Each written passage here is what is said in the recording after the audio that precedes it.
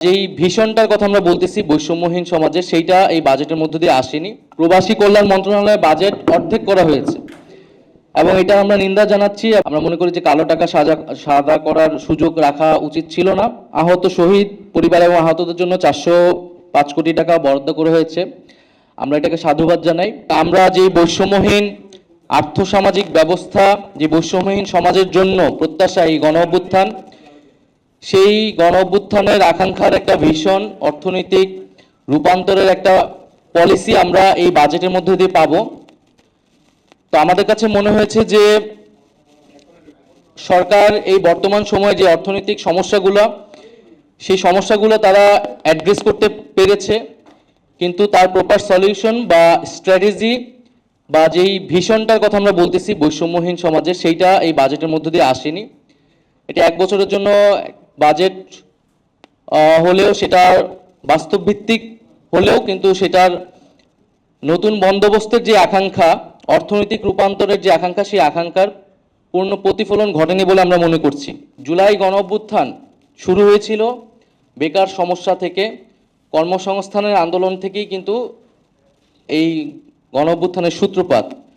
ফলে তরুণদের ব্যাপকভাবে প্রত্যাশা ছিল যে আমাদের যে বেকার সমস্যার সমাধান এবং কর্মসংস্থান বৃদ্ধির জন্য উদ্যোগ থাকবে, কিন্তু আমরা সেটি দেখতে পাইনি। গত 1 বছরে 26 লক্ষ বেকার বৃদ্ধি হয়েছে, কিন্তু কর্মসংস্থান বৃদ্ধির জন্য যে বিনিয়োগ বাড়ানোর প্রয়োজন ছিল সেটি সেই ধরনের নীতি গ্রহণ করা হয়নি।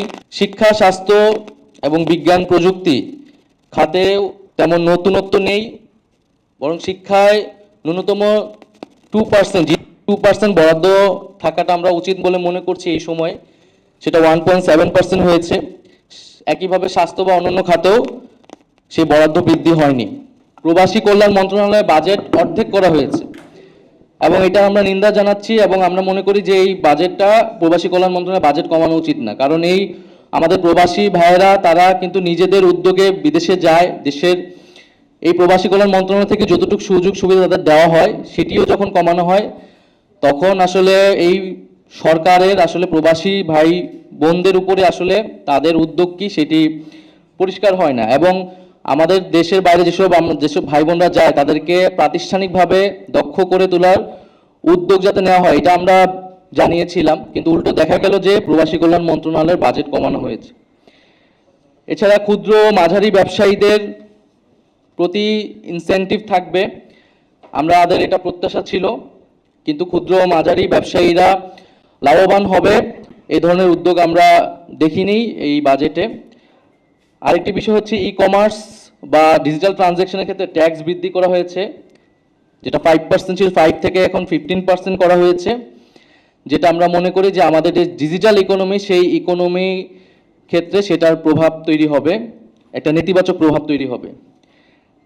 আরেকটি বিষয় যেটা সবাই বলছে যে কালো টাকা সাদা করার সুযোগ সেখানে রাখা হয়েছে এই বাজেটে, আমরা মনে করি যে কালো টাকা সাদা করার সুযোগ রাখা উচিত ছিল না।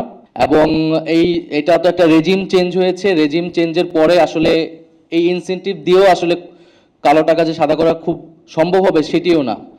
তাই এই জিনিসটা, কালো টাকা সাদা করার সুযোগটা আসলে বন্ধ করা উচিত। আর সর্বোপরি যে জুলাই আহত শহীদ পরিবার এবং আহতদের জন্য 405 কোটি টাকা বরাদ্দ করা হয়েছে, আমরা এটাকে সাধুবাদ জানাই, কিন্তু আমরা বলবো যে এই টাকাটা যাতে যথাযথভাবে খরচ করা হয় এবং তাদের যে যথাযথ পুনর্বাসনের কথা আমরা বলতেছি, সেই পরিকল্পনা মাফিক যাতে এই টাকাটা খরচ করা হয় এবং তাদের প্রতি যে প্রতিশ্রুতি দেওয়া হয়েছিল সেই প্রতিশ্রুতিগুলো যাতে দ্রুত সময়ের মধ্যেই পালন করা হয়।